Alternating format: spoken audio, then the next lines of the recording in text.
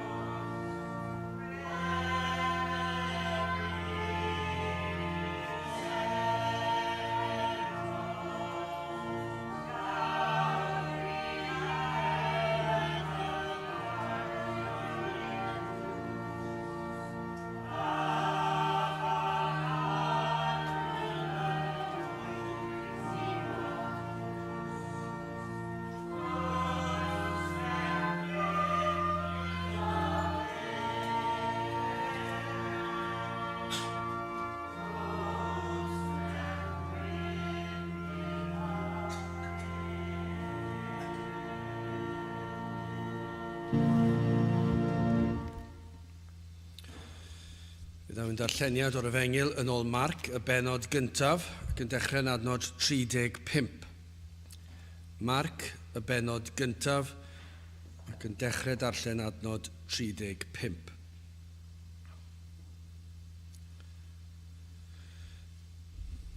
A'r bore yn blygeiniol iawn wedi iddo godi fe aeth allan, ac aeth i le anghyfanedd ac yno gweddiodd a Seimon a rhai oedd gydag ef a'i dilynasant ef, ac wedi iddynt ei gael ef hwy a ddywedasant wrtho, mae pawb yn dygeisio di. Ac fe ddywedodd wrthynt, awn i'r trefydd nesaf fel y gallw bregethu yno hefyd, canis i hynny y deithim allan. Ac yr oedd fe yn pregethu yn ei synagogau hwynt trwy holl Galilea ac yn bwrw allan gythreiliaid, a daeth ato ef un gwahanglwyfus gan ymbil ag ef a gostwng ar ei luniau iddo a dywedid wrtho, os mynnu ti a elli fy nglanhau. A'r Iesu gan dosturio ystynodd ei law ac a gyffyrddodd ag ef ac a ddywedodd wrtho, mynaf bydd lam. Ac wedi iddo ddywedid hynny ymadawodd y gwahanglwyf ag ef yn ebrwydd a glanhawyd ef, ac wedi gorchymyn iddo yn gaeth fe a'i hanfonodd ef ymaith yn y man. Ac fe ddywedodd wrtho, gwel na ddywedych ddim wrth neb, eithir dos ymaith dangos dy hun i'r offeiriaid ac offryma dros lanhad y pethau a orchmynodd Moses tystiolaeth iddynt hwy. Eithir fe aeth ymaith ac a ddechreuodd gyhoeddi llawer a theini'r gair ar led fel na allai'r Iesu fyned mwy yn amlwg i'r ddinas. Eithir yr oedd fe allan mewn lleoedd anghyfanedd ac o bob parth y deithant ato ef. Bydd y bendith Duw ar ei air sanctaidd ef. Gwydwch ni nawr droi at ein harglwydd mewn gweddi. I ni yn diolch i ti unwaith eto o Dduw am y fraint o cael dod i'th di a cael dod ger dyfron, i ddod ger bron gorseddfainc sydd yn orseddfainc o ras gan dy fod ti yn Dduw sydd yn llawn trigaredd, yn hir ymaros, yn amyneddgar gyda dy blant, rwy ti wedi darparu ffordd i bechaduriaid cael dod at ti, ac i ni yn diolch am hynny, yn diolch am yr Efengyl sanctaidd, ac yn diolch ein bod yn dod trwy enw a thrwy heiddiant dy fab a'n gwaredwr yr arglwydd Iesu Crist. Ac felly o Dduw, i ni yn diolch unwaith eto am cyfle arall i ddod i'th di i geisio dy wyneb i ganu dy glodydd, ac yn gofyn arna ti o Dduw, yn ymbilio ath i drigarhau wrthym, i ddod lawr un plith o Dduw, i ni yn gofyn i ti i ymweld â ni fel dy bobl, fel dy blant, a byddi di yn dod un plith yma yn ystod yr oedfa ac yn ystod y dyddiau sydd yn dod, yn ystod y cyfnod yma.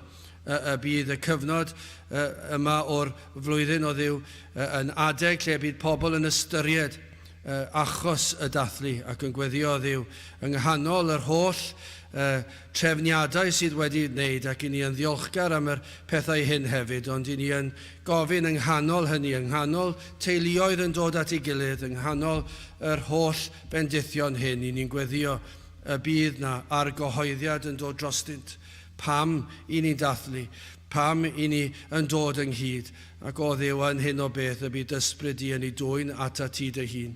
I ni'n gweddio am y cyfarfodydd arbennig sydd yn ystod y cyfnod yma, cyfleoedd yma i ganu dy glodydd drwy ganu'r carolau yma, am bob un cyfle, bob oedfa arbennig yn ystod y dolyg, i ni'n gweddio o Dduw y byddi di yn bendithio bob un oedfa, y bydd y bresenoldeb yno. Ac bob tro byddwn ni'n ymgynnull, i ni yn gweddio y bydd na ymwybyddiaeth bod na rhywbeth arbennig yn digwydd, y bydd pobl yn ei cartrefi heb hyd yn oed erioed wedi ystyried mae oherwydd yr arglwydd Iesu i ni'n dathlu, y byddant yn ystyried y pethau hyn. O Dduw, heb hyd yn oed unrhyw gefndir crefyddol, y byddant yn dod i weld trwy dy ras di, bydd na wyrth yn digwydd yn ei bywydau nhw, y fydd dy ras yn anorchfygol yn ei dwyn, at ti i geisio lle y bydd yr Efengyl yn cael ei chyhoeddi. I ni yn gofyn i ti o Dduw i wneud y pethau hyn, i ni'n cyflwyno'n ein croesawu'r Nadolig, ein hoedfa ar y noswyl y Nadolig, ac yn meddwl o Dduw am yr niferoedd fydd yn paratoi ar gyfer y bore canlynol. Ond o Dduw, pa ffordd well i baratoi nag i ddod i'th di i ganu dy glodydd. Ni'n gofyn o Dduw y byddi di'n arwain rhai unwaith eto i'r lle yma, ac y byddant yn dod, nid yn unig yn dod o hyd i oedfa, ond y byddant yn dod o hyd i waredwr hefyd. Felly o Dduw, rho ffydd i ni ddisgwyl pethau mawr, rho ffydd i ni ddisgwyl pethau mawr yn ystod yr oedfa yma, bydd yr ysbryd ar waith yn gweithio yn ein plith ni yma, ac hefyd yr rhai sydd yn gwrando, ac o Dduw hyd yn oed rhai sydd ymhell i ffwrdd, a byddi di yn dod atgofion iddynt o wrando ar dy air. Felly o Dduw, bendithion amser yma nawr, tyrd lawr, i ni yn gofyn am agosatrwydd dy berson di yma yn ein plith ni. Ni'n gofyn di cynhesu'n celonau ni, i beri bydd ein celonau ni ar dan, hyd yn oed yn ystod ein hoedfa prynhawn. Felly o Dduw, tyrd tywallt ysbryd nawr, i ni'n gofyn hyn oll trwy enw ac heiddiant ein harglwydd Iesu Grist. Amen.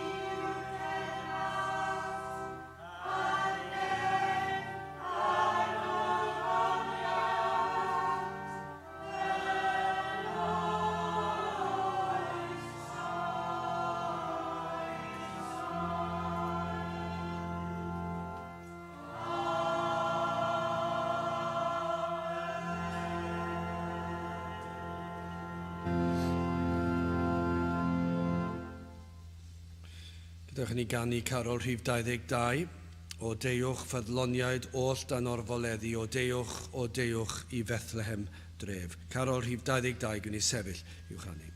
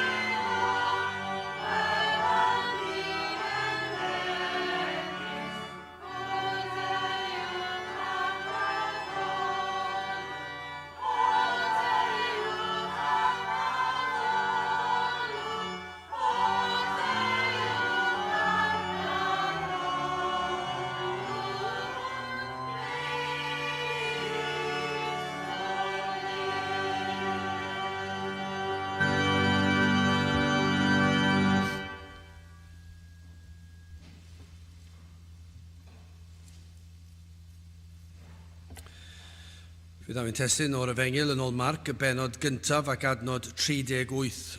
Mark, penod 1, adnod 38.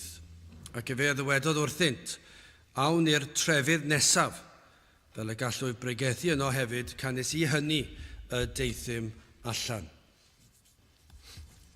Nawr, mae yna ddisgrifiad yma o'r Iesu yn codi, mae'n dweud yn blygeiniol, yn gynnar iawn.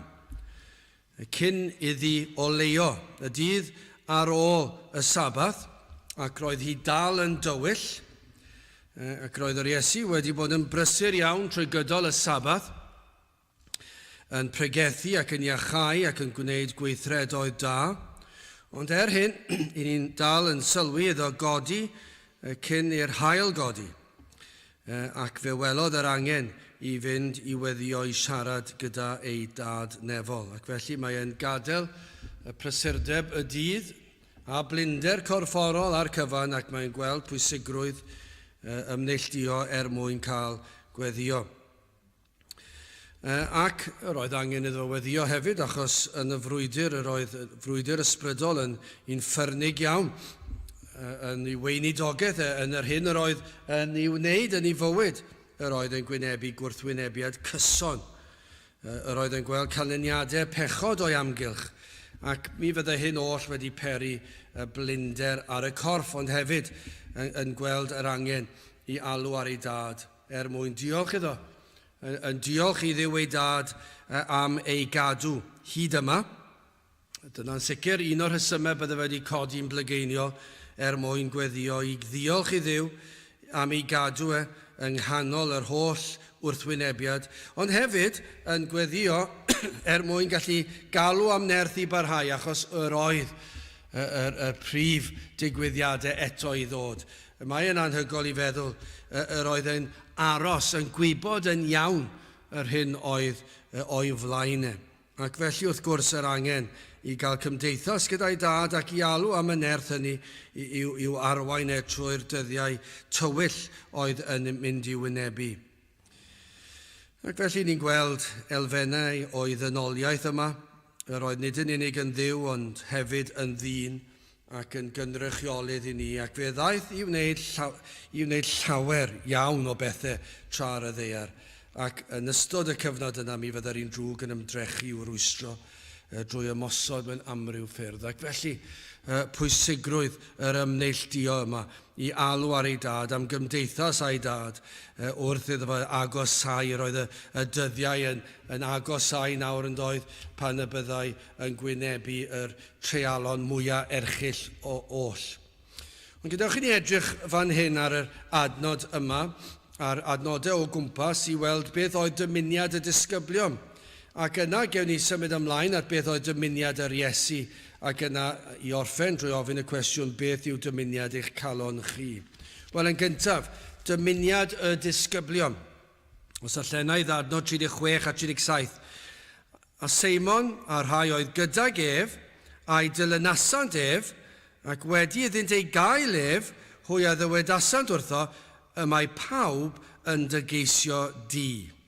Nawr, yr oedd Seimon Pedr fel I arweinydd ac yno hefyd Andreas, Iago ac Ioan, ac fe eithon nhw ar ôl yr Iesu. Pan eithon nhw ddeffro o'r diwedd, pryd bynnag oedd hynny, pan eithon nhw godi, yr oedd yr Iesu wedi codi llawer cyn nhw, ond falle bod nhw wedi cael chydig o ddychryn I weld bod yr Iesu wedi diflannu, nad oedd yno. Ac wedi gadael y tŷ. Ac fel yr arfer, roedd yna niferoedd mawr wedi tyrru o amgylch tŷ Pedr mwyn gwrando ar yr Iesu. Roedden nhw wedi dod, wedi ymgynnull, wedi dod I aros, roedden nhw wedi clywed amdano ac wedi clywed am yr hyn yr oedd wedi wneud eisoes. Dyna chi, byddwch chi'n dweud, mae'n syni ni nag yw. Yr oedd wedi gwneud gwirthiau ac felly yr oedd y dorf wedi bod yn sibrwd ac yn dweud wrth ei gilydd, falle ffrindiau mynd i'w tai I gilydd ac yn dweud mae'r Iesu yn y cyffiniau, mae yn y tŷ gerllaw, beth am I ni fynd yna yn y bore. Cyn iddo fe adael, fe ewn ni yno I weld beth arall mae'n mynd I allu wneud. Ac wedi clywed am ei ddysgeidiaeth a athrawiaethau'r Iesu ac yn ysu cael clywed mwy. Byddant wedi clywed am yr hyn yr oedd y disgyblion wedi dweud amdano. Byddai'r rhai yn dechrau ystyried hyd yn oed a oedd y Meseia wedi dod o'r diwedd. Falle'n gwybod i Hen Testament nhw, wedi clywed y proffwydoliaethau ac yn meddwl, wel, falle mae yna si ar led, efallai mae hwn yw'r Meseia, efallai heb ddeall sut Meseia oedd e i fod, yr oedd dal cyffro amdano. Ble bynnag oedd e'n mynd, mi roedd na dorf yn ymgynnull. Ond fe deimlodd Pedr biti dros y bobl, mae ganddo fe faich dros y bobl. Mae'n swnio mor dda yn diwe. Mae'n swnio'n arbennig o dda, dyn ni'n eisiau bod yr rhy galed ar Pedr, ond mi roedd e'n dangos piti tuag at y bobl, a byddai galon wedi torri wrth weld cyflwr rhai.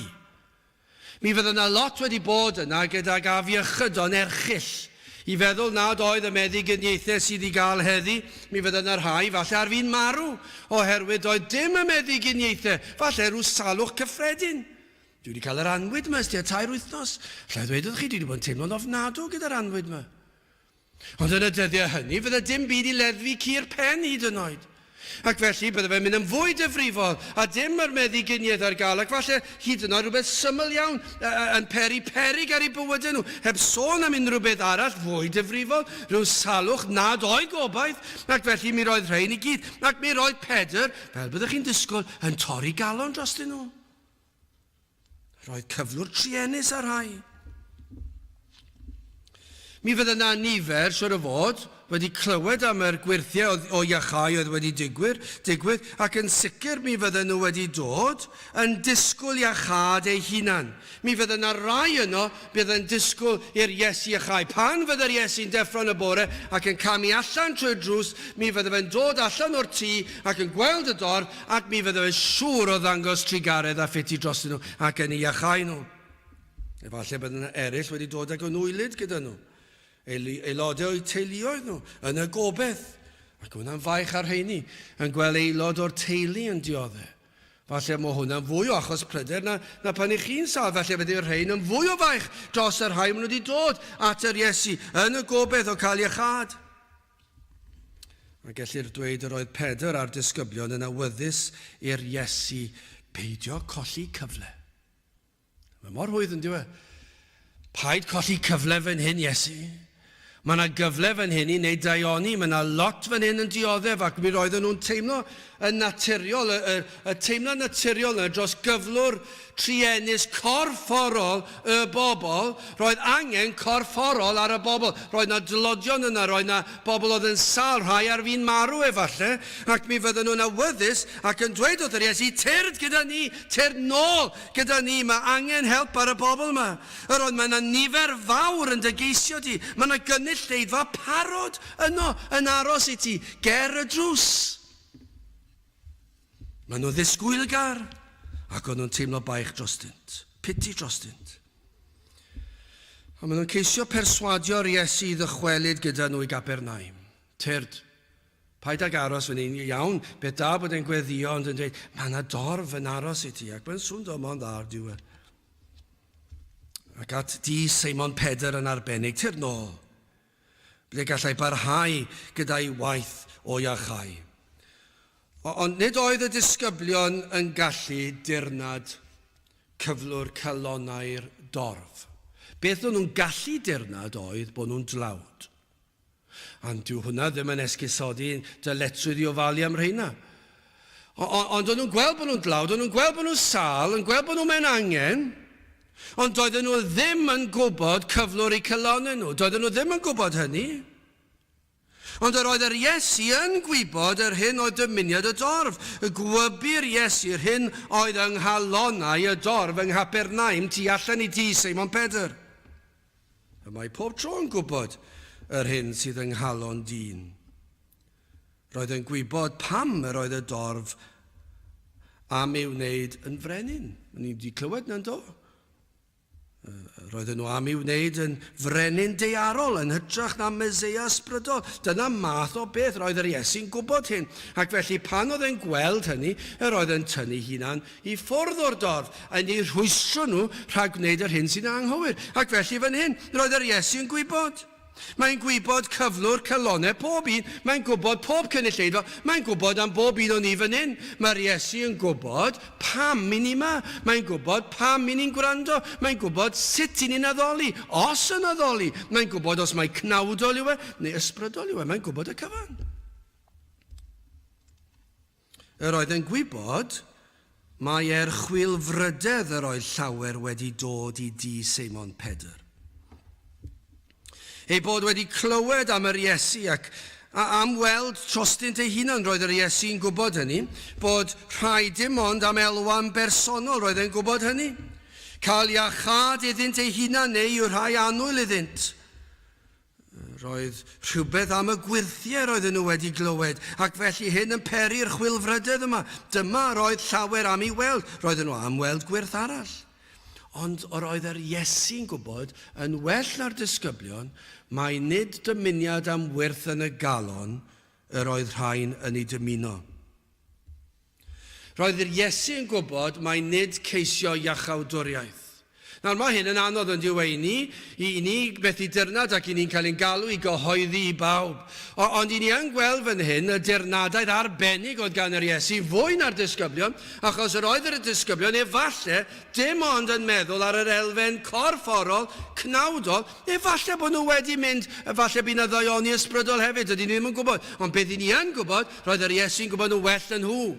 Roedd yr Iesu'n gwybod, dydw i ddim eisiau mynd nôl at yr rheina. Maen nhw wedi cael eu cyfle falle. Dwi eisiau mynd rhywle arall. Nid ceisio iachawdwriaeth mae'r rhain. Mae nid ceisio clod i ddew ym mhob peth a'i fwynhau am byth. Nid yna dymuniad y dorf yma. Nid felly oedd y disgyblion wedi dirnad. Ac allwch chi bron iawn a dadle, roedden nhw falle fan hyn yn anghywir i geisio perswadio'r Iesu dod nôl i Gapernaum. Roedd yr Iesu yn gwybod yn union ble roedd e fod. Ond roedd y disgyblion wedi meddwl, mae hwn yn gyfle, ond nid yw yn rhwydd iawn i ni. Mor aml yn camddeall sefyllfaoedd yn dydyn ni. I ni yn colli cyfleoedd ac efallai mynd ar hyd trywydd eraill. Petawn ni dim ond yn gofyn i Dduw, rho arweiniad i mi ble ddylen ni fod. A fan hyn, byddai'r disgyblion wedi dweud, Iesu, ble wyt ti'n meddwl dyled ti fynd? Ro arweiniad i ni, ti yw Duw, ti yw mab Duw, ti sy'n sofran, ti sy'n gwybod y cyfan, ond maen nhw'n perswadio'r Iesu ddod nôl, achos bod yna dorf yna, achos bod yna lot o bobl yna. Ond nid yw yn berig yn yr oes yma, os oes yna gynulleidfa fawr mewn rhyw gapel, mae pawb yn meddwl, mae rhai bod bendith, dim o reidrwydd. Os nad yw'r Crist yn ganolog, os nad yw e'n bresennol, os nad yw'r efengil yn cael ei chyhoeddi, allwch chi cael miliynau o bobl, dwi'n mynd dim gwahaniaeth o gwbl. Ond roedd Iesu yn gwybod, roedd e'n gwybod, dwi ddim yn mynd ôl i Gapernaum fan hyn, bod na dorf yna, bod chi'n meddwl bod na gyfle. Gadewch i ni symud ymlaen te yn ail, beth o dymuniad yr Iesu? Wel, adnod 38, ac efe a ddywedodd wrthynt, awn i'r trefydd nesaf, fel y gallwyd brygethu yno hefyd, canes i hynny y daeth ddim allan. Roedd yr Iesu yn gwybod yr hyn oedd yng nghalonau'r dorf yng Nghapernaum. Roedd e hefyd yn gwybod yr hyn oedd ei waith. Ac nid oedd neb yn mynd i fyny iddo fe newid ei gynlluniau. Yr oedd y pentrefi eraill yma wedi cael, yr oedd y cynlluniau i fynd yno i bregethu wedi cael ei drefnu cynllunio'r byd. Yr oedd hyn mewn rhagluniaethau mawr Duw rhyfeddod rhagluniaeth. Yr oedd hwn wedi drefnu, yr oedd yr Iesu'n gwybod yn union yr hyn yr oedd e am ei wneud ac i ble yr oedd e am fynd. Oedd e'n gwybod orau, gwybu mae hyn oedd angen iddo wneud. Oedd i fynd i'r trefi cyfagos, nid nôl i Gapernaum. Yno yr oedd e neidiau wedi paratoi i dderbyn bendithion gan yr Iesu. Dyna'r gwahaniaeth. Allwch chi cael torf enfawr o bobl mas fyna, a torf llail ar fan hyn, a gall ar arglwydd dweud, ceri'r torf enfawr. Felly mae, os ta dyna yw ewyllus yr arglwydd, ond ambell waith, mae'n dweud ceri'r torf fach. Dyna lle dwi wedi addo bendithio.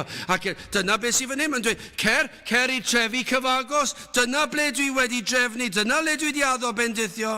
Mae yna eneidiau yno sydd wedi paratoi i'w bendithio, yr oedd yr Iesu yn gwybod. Yn sicr mi fydde fe wedi dangos trigaredd corfforol, os oedd yr angen. Ond nid yna oedd y prif nod. Mae gwirthiau, mae yna bwrpas i'r gwirthiau, mae'n dangos trigaredd Duw, mae'n dangos pwy oedd e, mae'n dangos mae mab Duw oedd e. Ond nid yna oedd prif nod yr Iesu. Mae'n dweud fan hyn, canes I hynny y deithim allan. Hynny yw, I hynny dwi wedi gadael y nefoedd. Nid dod allan o'r tŷ, ond gallai fe fod yn hynny hefyd, ond mae'n dweud, I hwn, i'r rheswm yma, dwi wedi gadael y nefoedd. I beth? I bregethu. Dyna beth dwi wedi gwneud, ac I bregethu ar wasgar, ar hyd y lle. Fe adawodd Crist y nefoedd I bwrpas arbennig, ac hyn oedd I gyhoeddi ffordd iachawdwriaeth. Hynny yw, mae'n dweud, dwi wedi dod, dyma'r pwrpas dwi wedi dod I bregethu, ac I bregethu'r efengil, ac I bregethu amdana fi, Iesu Grist. Dyna beth mae wedi dweud, dyna pam dwi wedi dod. Dwi wedi dod I bwrpas, dwi wedi dod I ddweud wrth bobl amdana fi, ac felly dwi'n mynd I bregethu amdana fi. Dyna'r pwrpas, dyna pam dwi wedi dod. Ioan 14:6, yr Iesu a ddywedodd wrtho ef, mae fi yw'r ffordd, a'r gwirionedd, a'r bywyd, nid yw neb yn dyfod at y tad, ond trwodd fi. Dyna pam dwi wedi dod. Dyna pam dwi wedi gadael y nefoedd. Dyna pam ges I fy ngeni yn faban bach. Dyna pam dwi cael fy ngroi yn y cryd. Dyna pam des I. Dyna pam daeth y bugeiliaid. Dyna pam daeth y doethion. Dyna pam daeth y digwyddiad rhyfeddol yma, hanesyddol yma. Holl bwrpas y geni oedd I mi ddod a ffordd iachawdwriaeth. I ddweud wrth bobl, mae fi yw'r ffordd a'r gwirionedd a'r bywyd. Os I chi eisiau ffordd i'r nefoedd, yna trwo fi. Os I chi eisiau'r gwirionedd, gwrandewch arno fi. Os I chi eisiau bywyd, dewch at y fi. Does dim ffordd arall. Does dim ffordd arall i'r nefoedd. Does dim crefydd arall. Does dim ffordd arall mae'r Iesu'n dweud. Fi yw'r unig ffordd. Mae fi yw'r ffordd a'r gwirionedd a'r bywyd, a nid yw neb yn dyfod at y tad, ond trwy fi. Beth bynnag y mae dyn modern yn honni. Beth bynnag y mae'r dyn crefyddol modern yn honni. Un ffordd sydd. A be mae Iesu Grist yn dweud yn yr adnod yma, canes I hynny y deithim allan. Fe ddes I bregethu hyn. Dwi ddim yn gwneud dim byd arall. Dwi wedi dod I bregethu hyn, ac I bregethu mae fi yw'r ffordd. Oherwydd fy mywyd a'r hyn dwi ar fi wneud, sef marw at gyfodi. A dyma fy mwrpas I ddod. I ni'n gweld, pethau chi'n mynd nôl I Matthew 1:21, a hi a esgor ar fab a thi a elwi ei enw ef Iesu pam, o blegyd fe a wared ei bobl oddi wrth ei pechodau. Dyna pam dwi wedi dod. Dyma oedd wrth wraidd y cyfan.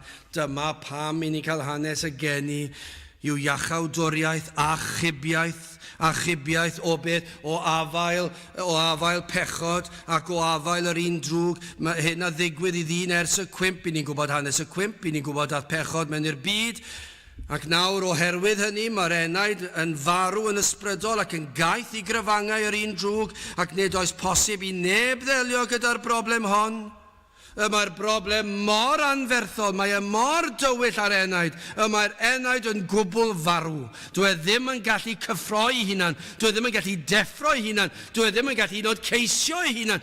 Mae mor farw, mae mor drychinebus, ac ni'n gweld hynny yn ein bywyd yn un hunan, ac yn pobl ni'n nabod, yn ein teuluoedd, yn ein ffrindiau ni, cymdogion ni, maen nhw'n gwbl farw. Dyn nhw ddim yn gweld. Hyd yn oed cyfnod hyfryd fel y dolyg. Mae'r byd yn llawn o'r pethau yma, heb sylweddoli, mae gwraidd hyn yw'r Iesu yn dod, ac I ni'n dathlu'r Iesu, ond dyn nhw ddim yn gallu weld pam maen nhw'n ddall. Ac mae'r byd yn ddall i'r pethau yma. A dyw dyn ddim yn gallu delio gyda'i broblem. Mae'r byd yn profi hyn drwy'r amser. Mae gwleidyddion, a thronwyr a chrefyddwyr, maen nhw'n ymdrechu I feddwl am ffyrdd I wella dyn. Ond dim byd yn llwyddo.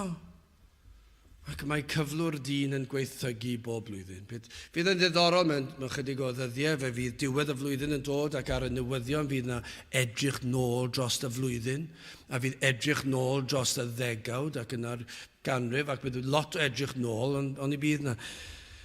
Ond be byddwn nhw'n gweld yw problemau, rhyfeloedd a sion o ryfeloedd, atgasedd, llofruddiaeth, pob math o bethau, fydd yna straeon erchill i dweud y gwir, fydd ddim yn werth i wylio'r rhaglenni neu gwrando ar nhw. Fe fydd yn dorcelonus, cweryla. Fe fydd pobl yn trial mewn sut ni'n gallu helpu'r tlawd, a mae'r tlawd yn mynd yn dlotach. Sut ni'n gallu stopio trais, a mae'r trais yn mynd yn fwy ac yn fwy ac yn waith ac yn waith. Sut ni'n gallu rwystro ryfeloedd, a ni ddim, a mae yna fwy a fwy o sôn am ryfeloedd ac atgasedd. A mae bob blwyddyn, mae'r gwleidyddion ac athronwyr a chrefyddwyr, a pob un yn trial dod at ei gilydd ac cosi pen, ac sut allwn ni wella beth? A mae rwy'n yn dod land ar ryw syniad, a dwi ddim yn gwella dim, ac yn dweud athrawon, beth am i chi addysgu pobl a plant wrth nhw dyfu lan am problemau cymdeithas, a mae athrawon yn trio, ond dyn nhw ddim yn gallu neud ac nawr o'r diwedd, mae'r arweinyddion a byd addysg wedi dweud bod yn hen bryd i rieni, i fod yn rieni, a ddim dysgu i athrawon i fagu plant. Ac yna bydd nhw'n sylweddoli, dyw rieni ddim yn gwybod sut i fagu plant, achos mae nhw ddim yn gwybod hyn a llall, ac maen nhw mewn penbleth, a nhw'n mynd siŵr, sut ni'n gallu gwella, sut allwn ni wella plentyn yn ei harddegau, wrth yn y fynd yn oedolion, ac mae cysineb yn mae'n parhau, ac mae'r problem yn mynd yn anferth. Ac mae'r tywyllwch yn mynd yn fwy tywyll. Ac mae cyflwr dyn yn gweithygu. Be mae Iesu Crist yn dweud, dyma pam nes i adael y nefoedd, i ddelio gyda'r broblem. Fe adawes i'r nefoedd am y rheswm yma. Dyma pam ces i fy ngeni. Dyma pam i'r proffwydo fod un yn mynd i ddod. Dyma pam o Genesis, mor gynnar a Genesis, i'r proffwydoliaeth fod un yn mynd i ddod ac yn mynd i'r groes pam, achos dyma beth oedd y proffwydoliaeth, dyma beth trefnwyd cyn i'r byd cael ei lunio, bydd yr Iesu yn dod i achub dyn, a mae'r Iesu'n dweud oedd y disgyblion, na, dwi ddim yn mynd nôl i Capernaum, dyma beth dwi wedi dod i wneud, dwi wedi dod i bregethu amdana fi a ffordd iachawdwriaeth i'r trefi cyfagos hefyd. Maen nhw wedi clywed, ond dwi'n gwybod cyflwr i cylon nhw, dwi'n mynd ar trein. Dyma pam i mi adael fy nghartref yn y nef. Dyma pam i mi gymryd natur dyn. Fe ddes i fel cynrychiolydd i wneud yr hyn na fedrith dyn ei wneud. Mae cyfan yn ymwneud ar efengil. Y ffordd i achub dyn o'i bechod. Dyma oedd yr holl bwrpas dyfodiad yr Iesu. Ac felly dyma oedd pwnc ei bregethu. Nid ei brif bwrpas oedd i wneud gwirthiau. Yr oedd lle i'r gwirthiau i gadarnhau pwy ydoedd y Meseia, ond nid dod i wneud gwirthiau. Fe ddaeth i achub dyn. 1 Corinthiaid 1:17. Canis nid anfonodd Crist fi i fedyddio, ond i efengylu, nid mewn doethineb ymadrodd, fel naw nelid croes Crist yn ofer. Ni ddaeth Iesu Crist i fedyddio, ni ddaeth Paul i fedyddio, bod lle i wneud hynny. Prif bwrpas Crist i ddod, fe ddaeth i bregethu am y ffordd y daeth i achub dyn o bechod. Mae trwyddo yn unig y gall dyn gyrraedd y nefoedd. Dyma beth oedd ei bwnc. Mae trwy ei fywyd perffaith. Beth oedd yn neud edrychwch arna fi wrth fynd o gwmpas yn pregethu. Yr oedd yn cyhoeddi edrychwch arna fi. Edrychwch ar fy mywyd perffaith. Dwi wedi cyflawni'r holl ofynion y ddeddf eich mwyn chi, achos dydych chi ddim yn gallu cadw'r un ddeddf, heb sôn am yr holl ddeddfau, ac dwi wedi dod i gyflawni'r ddeddf yn eich lle chi fel eich cynrychiolydd, ac yna mae'n dweud, dwi wedi dod i farw fy marwolaeth dirprwyol, fe aeth i'r lladdfa fel mae'r Carol yn ei ddweud, fe aeth i'r lladdfa ein mwyn, o'i wir fodd. Dyna pam daeth e. Dyna pam y ganwyd Iesu Grist, fe ddaeth i'r lladdfa yn ein lle ni, fe aeth i'r groes ein mwyn ni, fe aeth i'r groes o'i wir fodd, fe ddaeth yn ifydd fel oen i'r lladdfa, dyma oedd ei waith, a dyma oedd pwnc ei bregethu, trwy ffolinau pregethu yr ordeiniwyd iachub dyn. Ni newydd dyfynu 1 Corinthiaid 1:17, Adnod 21 o'r un benod, canis oherwydd y noethineb Dyw, nad adnabu'r byd trwy ddoethineb mo Dduw, fe welodd Dyw yn dda trwy ffolineb pregethu, gadw yr rhai sydd yn credu. A dyna beth dwedodd Iesu Grist, dyna pam dwi wedi dod. Dyna beth mae'n dweud, awn i'r trefydd nesaf fel y gallwyf bregethu yno hefyd. Ac yna mae'n ategu hyn. Canis i hynny y deithim allan. Dyna pam dwi wedi gadael y nefoedd, i bregethu yr Efengil. Mae Matthew Poole yn dweud yn ei lyfr ar yr adnodau yma, y mae e'n rhyfeddu, ac mae e'n rhyfeddu yn oes ysgrifennodd Matthew Poole y geiriau hyn, blynyddoedd maith yn ôl. Mae'n rhyfeddu fod pobl wedi troi cefn ar bregethu. Pan mae yna gymaint o orchmynion i bregethu. Ac mae dyma'r unig ffordd. Dyma'r ffordd sydd wedi cael ei ordeinio gan Dduw. Trwy ffolineb. Fe welodd Dyw yn dda trwy ffolineb pregethu, gadw yr rhai sydd yn credu. Dyna pam nath Iesu Grist dweud, ewn i'r trefi cyfagos i bregethu. Dyna pam y des i, dyna pam nes i adael y nefoedd, i bregethu beth? Yr Efengil, y groes. So yn wir yn yddiau Matthew Poole, mae yn wir heddi. Mae yna esgeluso pregethu ond oes, ond hefyd mae yna esgeluso, nid yn unig y weithred o bregethu, o gyhoeddi gair Dyw yr Efengil, ond mae yna esgeluso pregethu'r pwnc yr Efengil. Ac yn ar ben hynny, mae yna esgeluso pregethu'r Efengil yn nerth yr Ysbryd Glân. Hyn sydd ei hangen i wneud yr hyn a wnaeth Iesu Grist, yr hyn a ddath ei wneud, yw i ledaenu neges newyddion da. Dyma beth oedd y neges, mae Iesu Grist wedi dod i bwrpas. Dyw e ddim wedi dod i drafod, doedd e ddim wedi dod i actio, doedd e ddim wedi dod i creu rhyw bandiau, doedd e ddim wedi dod i greu rhyw ganeuon cyfoes, doedd e ddim wedi dod i greu rhyw grwpiau fan hyn fan draw, i chwarae rhyw gemau, fe ddath ei bregethu. Dyna beth oedd deiniwyd i achub dyn, a beth oedd y pwnc? I ddweud, i chi'n golledig, i chi'n bechaduriaid, i chi'n euog, ac y mae angen maddeiant arnoch chi, y mae angen i chi cael profiad o faddeiant o goras. Os nad yw hynny gyda chi, i chi'n golledig, mae e'n ddigon clir, mae e drwy gydol y Beibl, ac eto i gyd, sawl lle yn ein gwlad ni heddi, sydd yn pregethu croes Crist, a croes Crist fel yr unig ateb. Fe'n trai i ddweud dim llawer. Mae yna lot o adloniant yn ein capeli ni bellach, yn yr ychydig capeli sydd ar ôl. Ond dyma pam dath Iesu Grist. Fydd yna lot o garolau yn ystod y dyddiau sy'n dod, ac mae'n hyfryd. Ac ein gweddi yw hyn, os nad ydyn nhw'n deall yr hyn maen nhw'n ei ganu, os nad ydyn nhw wedi gwerthfawrogi'r Efengil maen nhw'n canu amdano, y bydd Dyw trwy ei ras yn agor ei llygaid tra'n canu'r gwirioneddau. Achos does dim llawer bellach yn deall yr hyn sydd yn cael ei ddweud fan hyn. Dyma pam nath Iesu Grist adael y nef i bregethu yr Efengil, i ledeinu'r neges newyddion da. Wel, i orffen, yn drydydd, dymuniad eich calon chi, gai ofyn y cwestiwn yma. Beth yw dymuniad eich calon chi? Fe welon ni dymuniad y disgyblion ac roedden nhw wedi camgymeryd y sefyllfa. Doedden nhw ddim wedi dirnad fel yr oedd yr Iesu. Bu'n ni wedi gweld dymuniad yr Iesu, yr oedd ganddo faich am eneidiau pobl. Yr oedd ganddo faich am afiechydon corfforol hefyd, ac mi roedd yn iachau, ond ei brif nod oedd cyflwr y galon. Ac roedd e'n gwybod ble i bregethu. Ac oedd e'n gwybod beth oedd pwnc i bregethu. Fe ei hunan. Edrychwch arno fi yw'r ffordd. Dewch ato fi. Wel, gai ofyn i chi, beth yw dymuniad eich calon chi? Hyn sydd mor bwysig am bregethu, am y dull ac am y pwnc, fod Iesu Grist yn ganolog. Rhaid iddo fod. Rhaid mae'r nod yw i ogoneddu Dyw, a dyma sut gellir dyrchafu Dyw fwyaf wrth dyrchafu ei fab, a chynllun iachawdwriaeth, does dim ffordd well. Fe allan ni fod yn cael pwnc yma yn agos at y Nadolig, beth am yr rhai sydd yn dlaw, beth am i ni fynd allan. Ie, mae yna gyfrifoldeb gyda ni wneud hynny.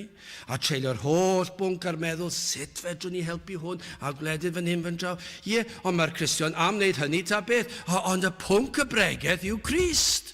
A'r groes, a bod chi'n golledig. I chi'n gwneud y pethau eraill ta beth. Yr oedd yr Iesu yn iachau drwy'r amser.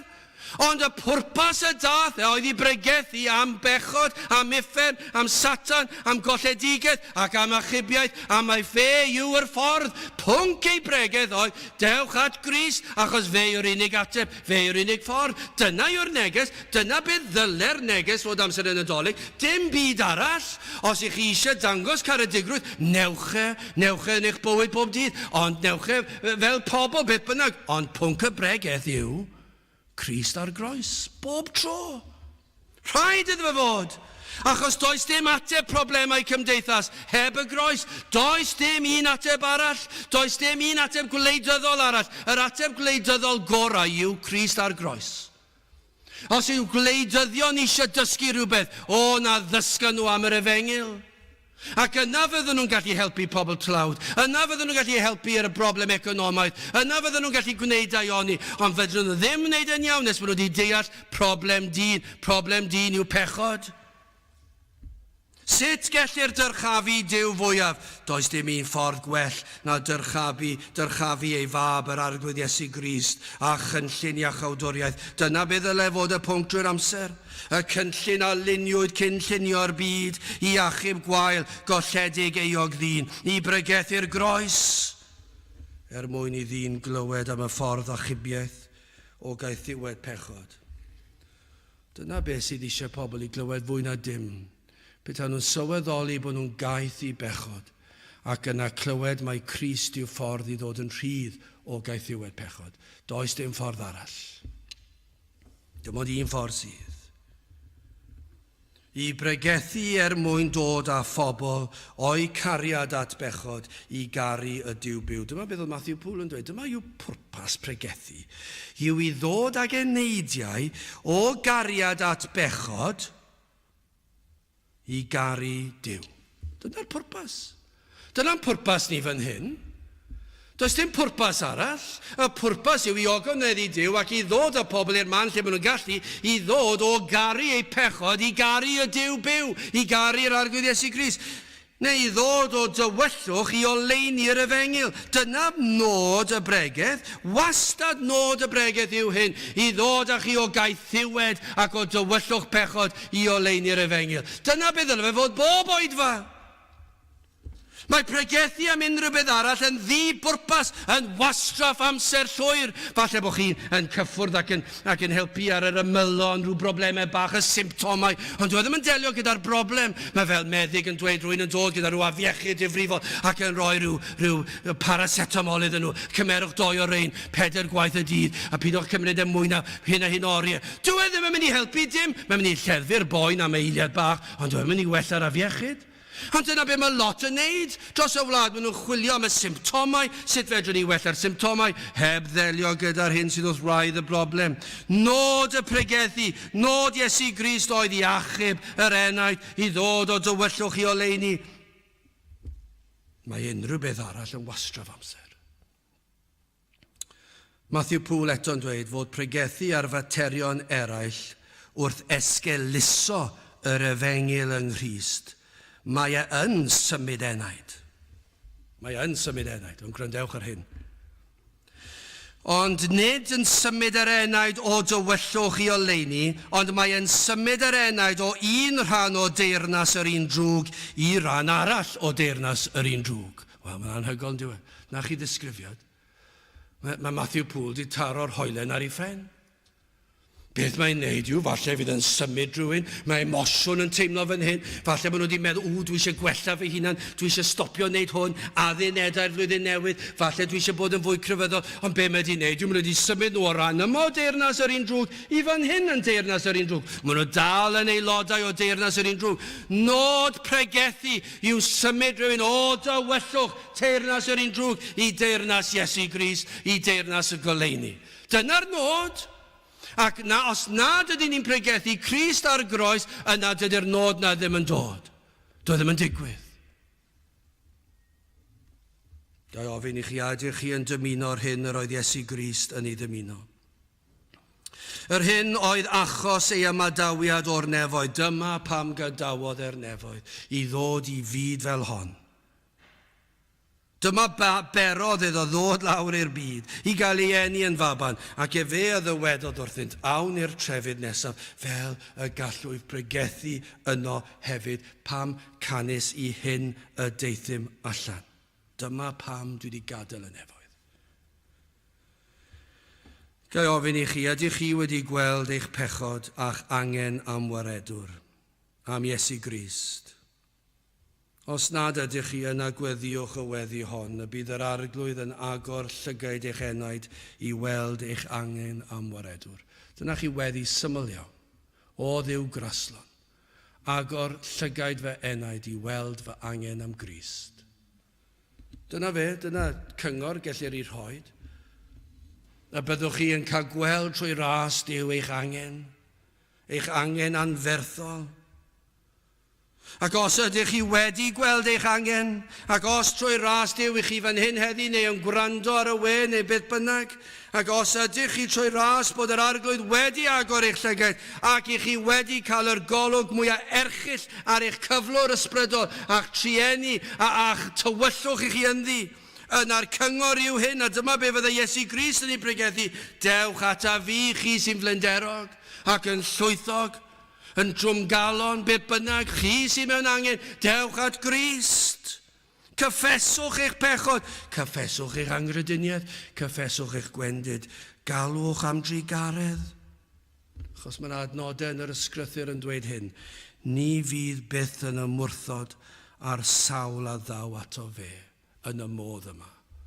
Mae'n addewidion yn Ioan, dwi ddim wedi troi neb I ffwrdd erioed sydd wedi dod dan bwysau ei iogrwydd pechod fel mynyddoedd byd, a ddim yn gwybod pa le I droi, ac maen nhw'n dod at droed y groes ac yn cyffesu ei pechod, a dyw'r Iesu ddim wedi troi'r un enaid felly I ffwrdd.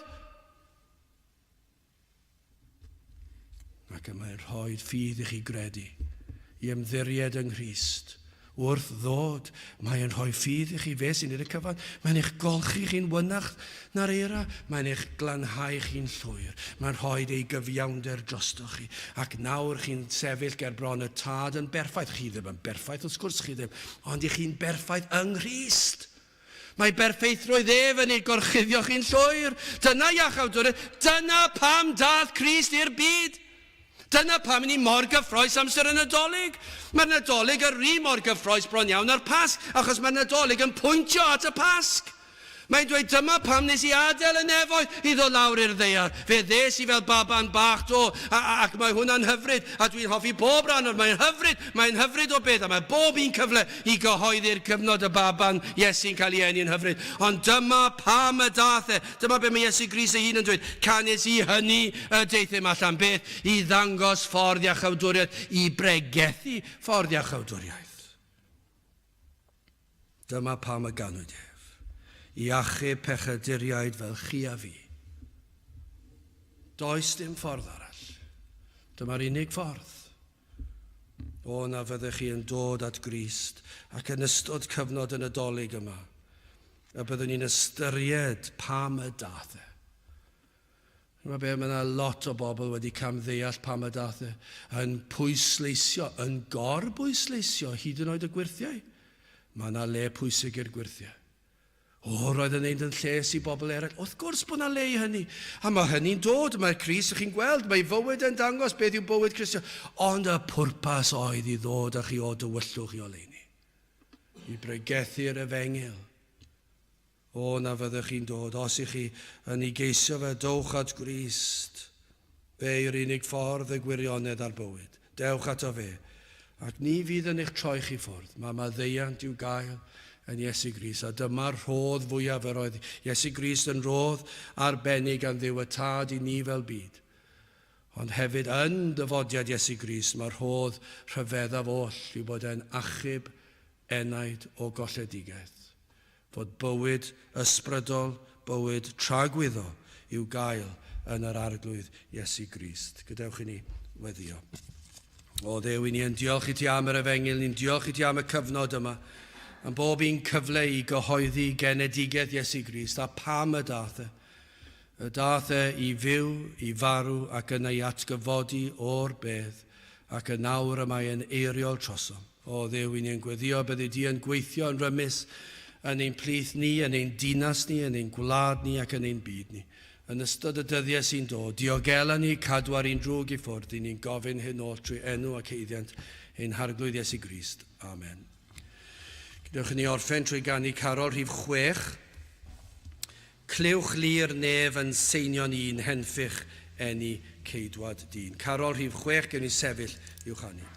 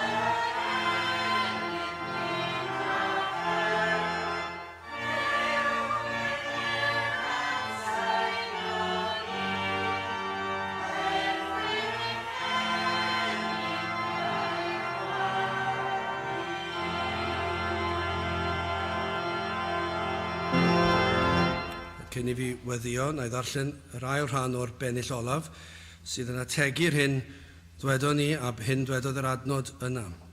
Rhoes i lawr o goniant nef fel na threngom, ganwyd ef o ryfedd drefn, fel y genid ni drachefn. Gadewch i ni weddio. A nawr byddi di ras ein harglwydd Iesu Grist a chariad Duw a chymdeithas yr ysbryd glân fod gyda chwi oll hyd byth. Amen.